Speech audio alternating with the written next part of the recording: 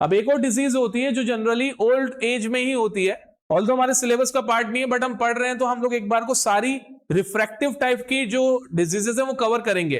Cataract बहुत common disease है, ये ओल्ड एज में होती है।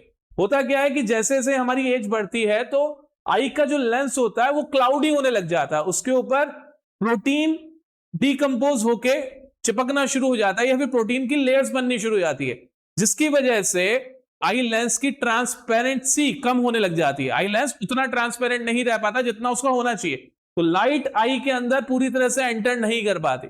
तो कैटरैक्ट वाले पर्सन को सब कुछ ब्लर दिखाई देता है। आप सबके घरों में किसी ना किसी का कैटरैक्ट का ऑपरेशन हुआ होगा।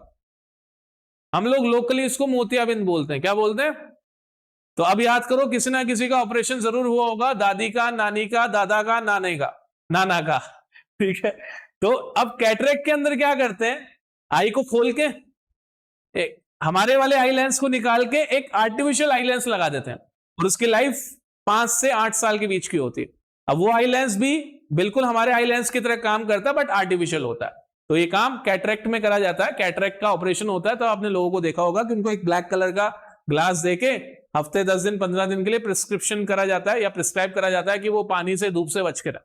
तो बस बड़ी आसान सी टेक्नोलॉजी है, क्लाउडी लेंस है उसको हटा दो और एक नया लेंस फिट कर दो, इजी। एस्टिग्मेटिज्म, ठीक है, ये एक थोड़ी हटके डिजीज है।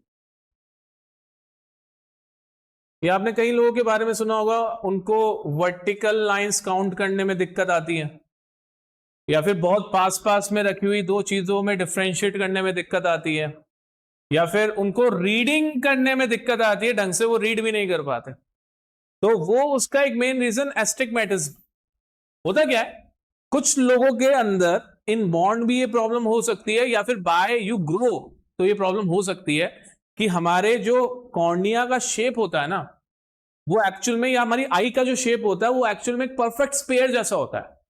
तो मोस्टली लोगों के ऐसा होता है, पर जिन लोगों के आई बॉल का शेप परफेक्ट स्पेयर नहीं होता, कॉर्निया हल्का सा भी, अगर उसमें हल्का सा भी एरर हो जाए, अगर हल्का सा भी गलत एंगल पे कॉर्निया का बेंड हो जाए, तो उस पर्सन को एस्टिग्मेटिज्म होता है। एस्टिग्मेटिज्म वाले पर्सन के साथ में दिक्कत यह हो जाती है कि उसकी आंख के अंदर दो फोकस या दो से ज्यादा फोकस पॉइंट बनने लगते हैं।